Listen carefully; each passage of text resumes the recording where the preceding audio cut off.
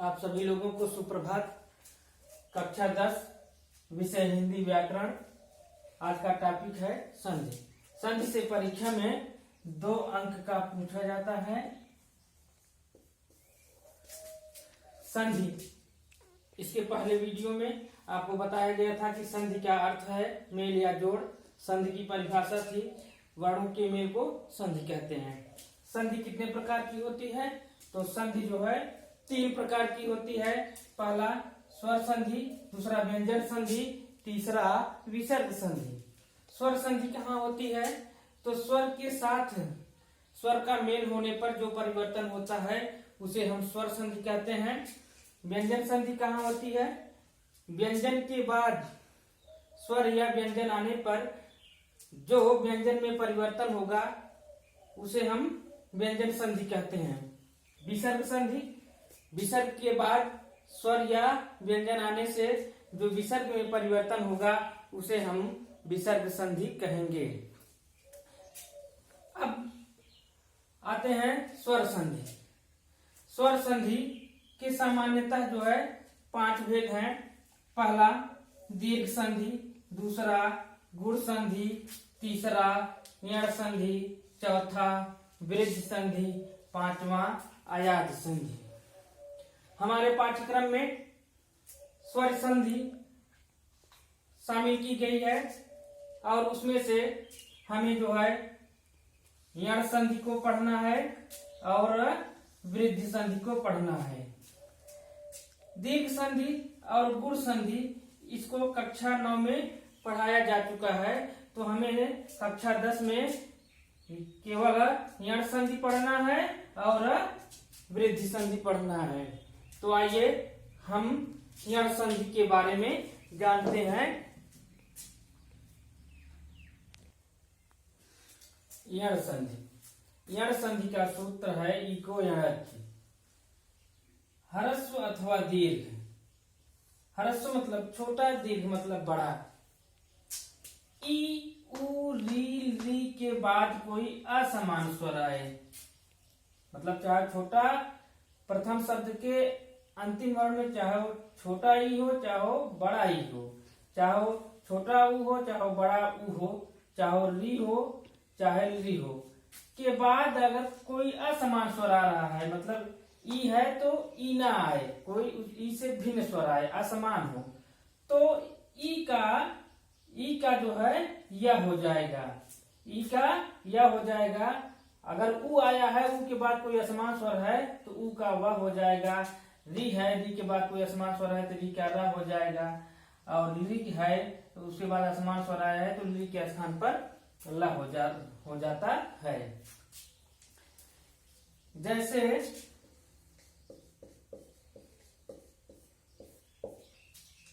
अब देखिए इति धन आदि। अब यहाँ पर देखते हैं कि इति है और आदि है, तो यहाँ इति में ता में ई है, छोटी ई आई है, और उसके बाद धन आदि, तो आदि में आ स्वर है, तो कहने के तात्पर्य ई से भिन्न स्वर आया है। तो जब ई से भिन्न स्वर आया है तो जहां पर ई है वहां पर जो है या हो जाता है। तो जैसे इति धन आदि, ये बना जो है इत्यादि, बना इत्यादि। इति धन आदि बराबर इत्यादि।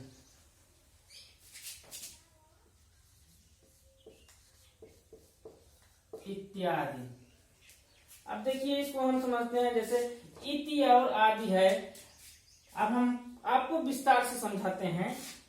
यहाँ पर इति है तो इति ता में से ई को निकालेंगे तो जो है ये बना आधा ता और ये यहाँ पर ई निकला, उसके बाद है आदि।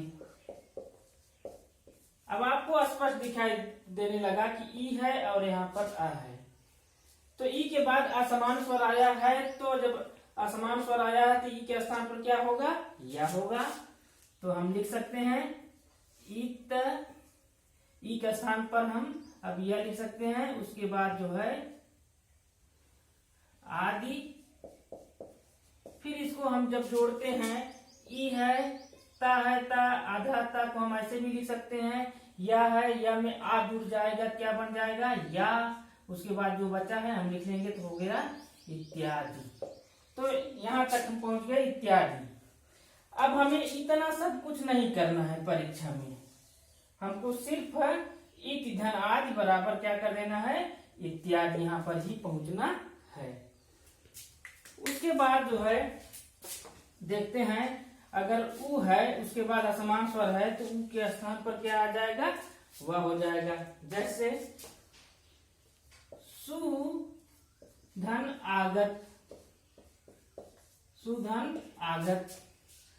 अब यहाँ पर उ है, स में उ लगा हुआ है, उसके बाद आ आया है, आगत में आ है, तो स में से जब हम उ को निकाल देंगे तो क्या बनेगा, आधा सा। आधा सा को ऐसे लिख सकते हैं, उ है और उसके बाद असमान स्वर है, तो उ का स्थान पर वा आदेश होगा, संधि के अनुसार वा होगा, ऐसे होता है। उसके बाद आगत जब जुड़ेगा, वा में आ जुड़ेगा तो ये पूरा हो जाएगा। जो बचा है उसको हम लिख लेंगे, क्या बन गया, स्वागत। तो सुधन आगत बराबर स्वागत हुआ।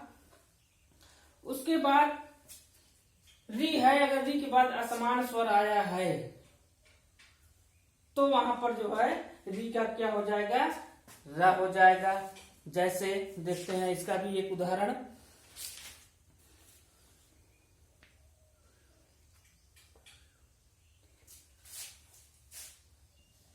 मातृ धन आदेश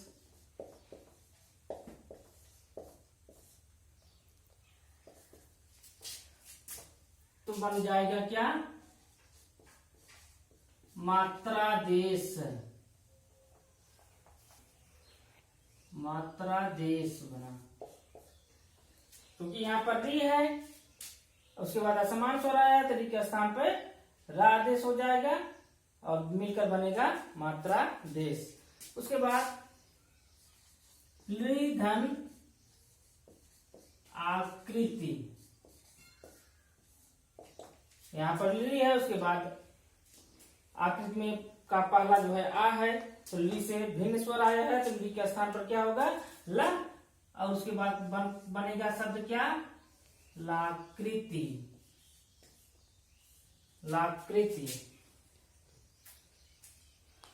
इसमें देखिए इति धन आदि बराबर इत्यादि। अब जैसे यहाँ पर क्या क्या बना है, तो यहाँ पर ई है, उसके बाद आ आया तो क्या बना, या। इसमें उ, उसके बाद आ क्या बना है, वा।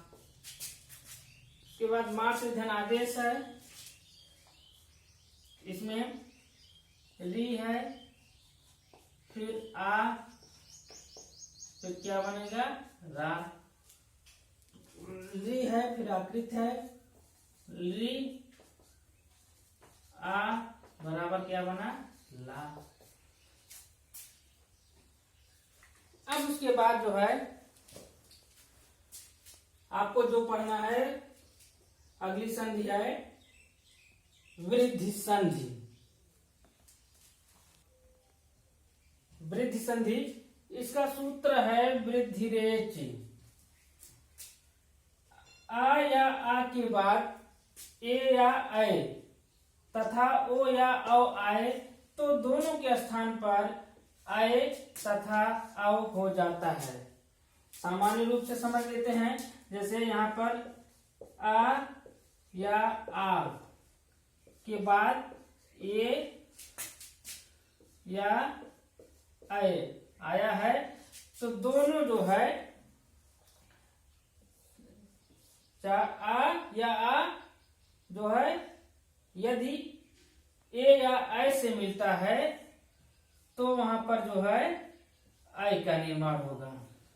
किसका निर्माण होगा, ऐ बनेगा। चाहे छोटा आ ए से मिले तब पर भी ऐ बनेगा, चाहे आ ऐ से मिले फिर भी आय बनेगा। उसके बाद एक और है, दूसरा इसी में बनेगा, जैसे आ है या आ, उसके बाद अगर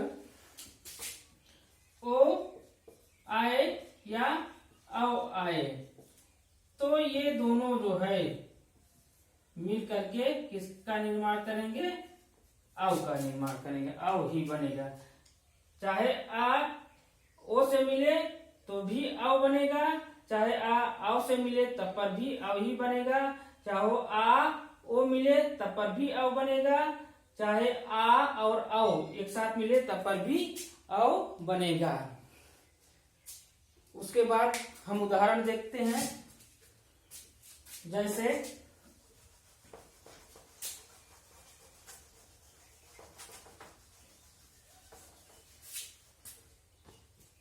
जैसे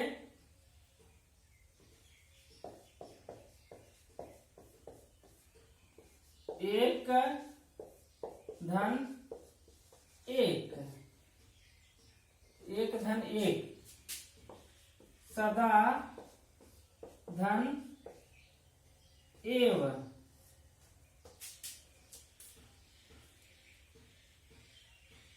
जल धन ओघ, महा धन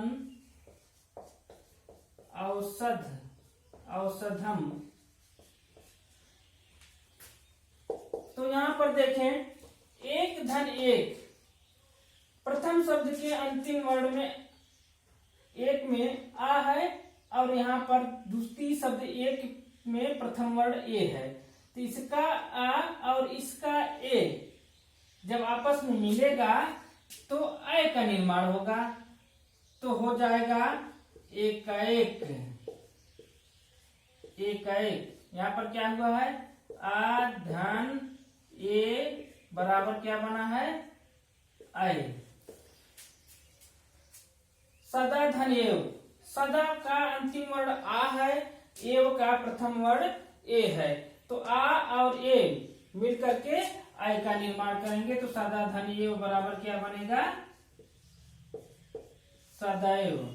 यहाँ पर क्या हुआ है, आ धन ए बराबर आय। जल धन ओघा, यहाँ आ है यहाँ पर ओ है, आ और ओ जब आपस में मिलते हैं तो वहां पर औ का निर्माण होता है, तो जल धन ओघा बराबर क्या बनेगा, जलौघा, जलौघा। यहाँ पर क्या हुआ है, आ धन ओ बराबर क्या बना है, औ। महाधन औषधम, तो क्या बनेगा, महौषधम।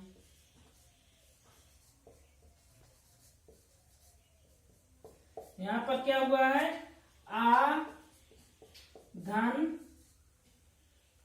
आओ, दोनों जब मिला क्या बना, आओ का निर्माण हुआ, महौषधम बना।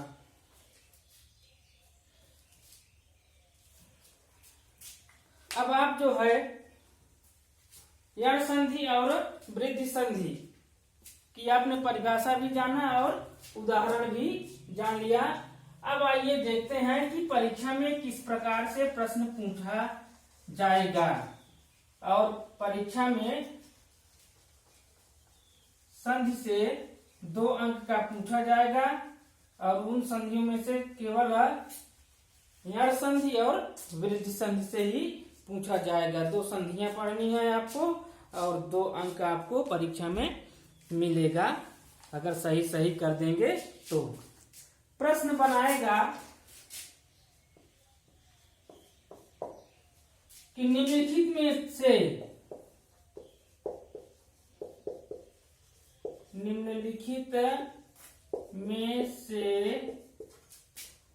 किन्हीं 2 में संधि कीजिए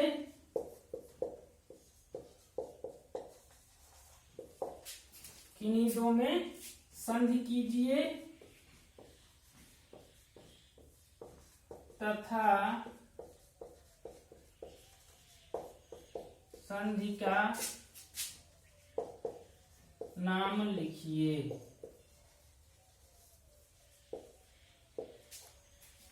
दे देगा पितृधन आदेश, प्रतिधन उत्तरम,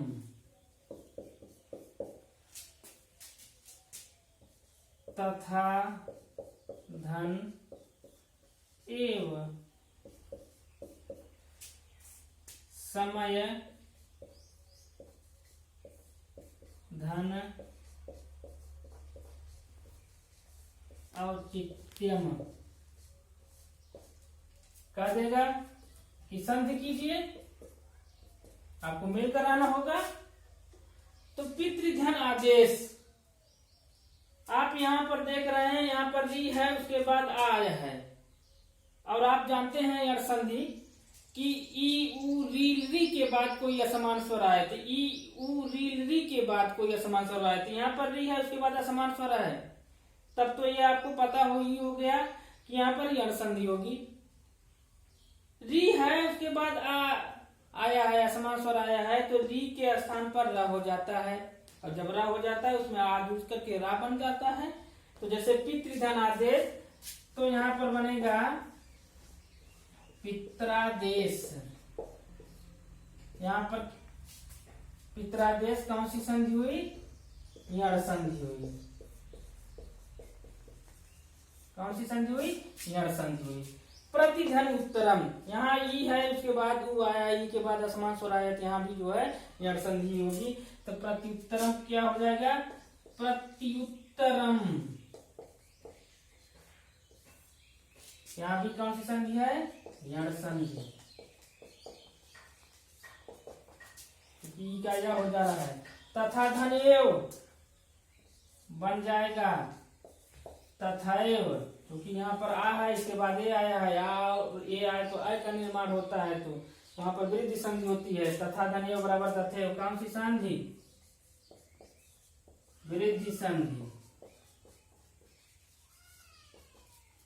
उसके बाद समय धन औचित्यम, यहाँ पर आ है, यहाँ पर औ है, आ और औ मिलेगा तो क्या बनेगा? औ। तो समय धन औचित्यम बराबर समयौचित्यम।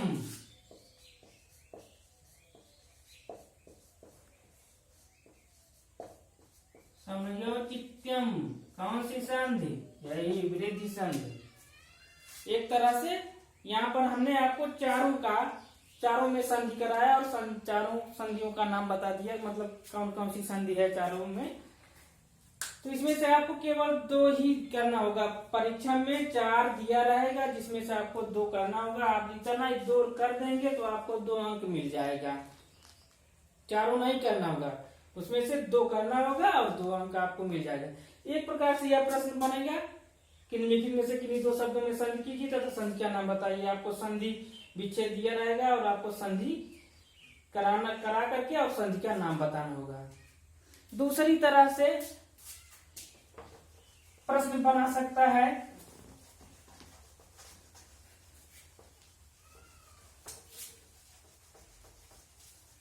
कह देगा कि निम्नलिखित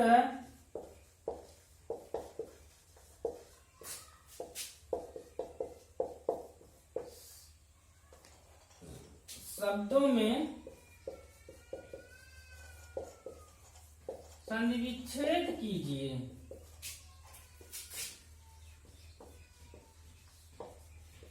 ऐसे भी पूछ सकता है, तो संधि विच्छेद कह देगा। तो जैसे यहाँ पर दे दिया सदैव, पहला दे दिया सदैव, दूसरा दे दिया तथैव, तीसरा दे दिया अत्यधिक,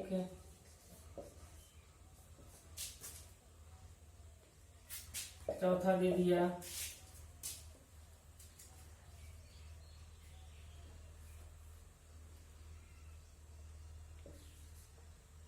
मनवंतर।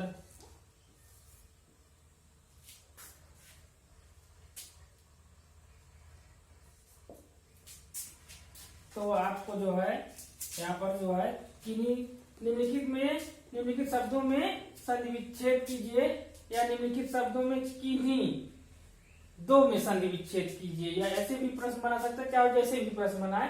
तो हम मान लीजिए ऐसे ही लिख दिया, निम्नलिखित शब्दों में संधि विच्छेद कीजिए, आपसे दो ही पूछेगा। तो सदैव में जो है हम संधि विच्छेद करेंगे तो बनेगा सदा धन एव, तथा का करेंगे तथा धन एव, अत्यधिक है तो अति धन अधिक, मनवंतर है तो मनु धन अंतर, मनवंतर मनवंतर है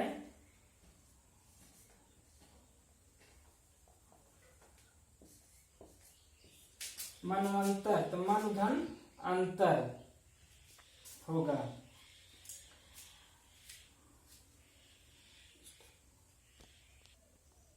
मनवंतर तो होगा मनु धन अंतर।